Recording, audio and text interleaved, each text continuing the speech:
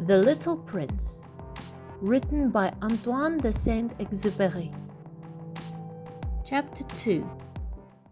So I lived my life alone, without anyone that I could really talk to, until I had an accident with my plane in the desert of Sahara 6 years ago. Something was broken in my engine, and as I had with me neither a mechanic nor any passengers, I set myself to attempt the difficult repairs all alone. It was a question of life or death for me. I had scarcely enough drinking water to last a week. The first night, then, I went to sleep on the sand, 1,000 miles from any human habitation. I was more isolated than a shipwrecked sailor on a raft in the middle of the ocean. Thus you can imagine my amazement at sunrise when I was awakened by an odd little voice. It said, "If you please, draw me a sheep." "What?" "Draw me a sheep." I jumped to my feet, completely thunderstruck. I blinked my eyes hard. I looked carefully all around me, and I saw a most extraordinary small person who stood there examining me with great seriousness.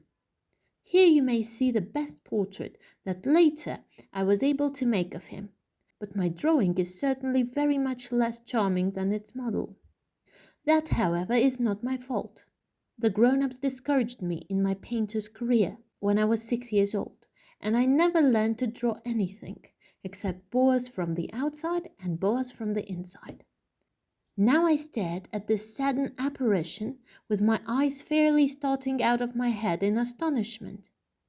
Remember, I had crashed in the desert 1,000 miles from any inhabited region, and yet my little man seemed neither to be straying uncertainly among the sands, nor to be fainting from fatigue or hunger or thirst or fear.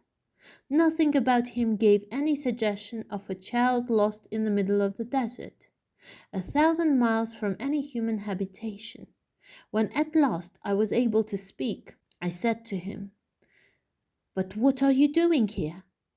And in answer he repeated very slowly, as if he was speaking of a matter of great consequence, "If you please, draw me a sheep."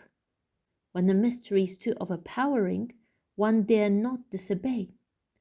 Absurd as it might seem to me, 1,000 miles from any human habitation and in danger of death, I took out of my pocket a sheet of paper and my fountain pen.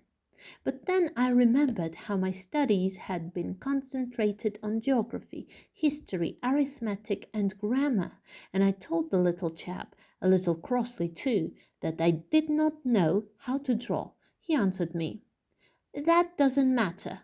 Draw me a sheep." But I had never drawn a sheep, so I drew for him one of the 2 pictures I had drawn so often.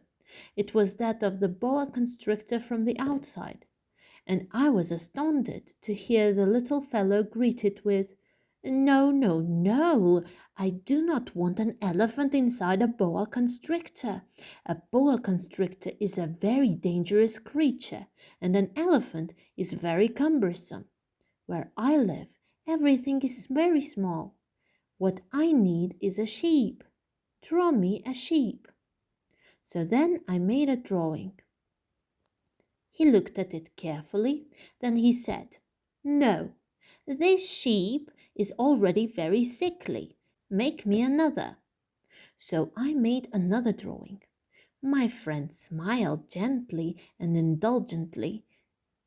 "You see yourself," he said, "that this is not a sheep. This is a ram. It has horns." So then I did my drawing over once more. But it was rejected too, just like the others. "This one is too old. I want a sheep that will live a long time." But this time my patience was exhausted, because I was in a hurry to start taking my engine apart, so I tossed off this drawing. And I threw out an explanation with it. "This is only his box. The sheep you asked for is inside." I was very surprised to see a light break over the face of my young judge. "This is exactly the way I wanted it. Do you think that this sheep will have to have a great deal of grass?" "Why?" "Because where I live, everything is very small." "There will surely be enough grass for him," I said. "It is a very small sheep that I have given you." He bent his head over the drawing. "Not so small that, look, he has gone to sleep." And this is how I made the acquaintance of the little prince.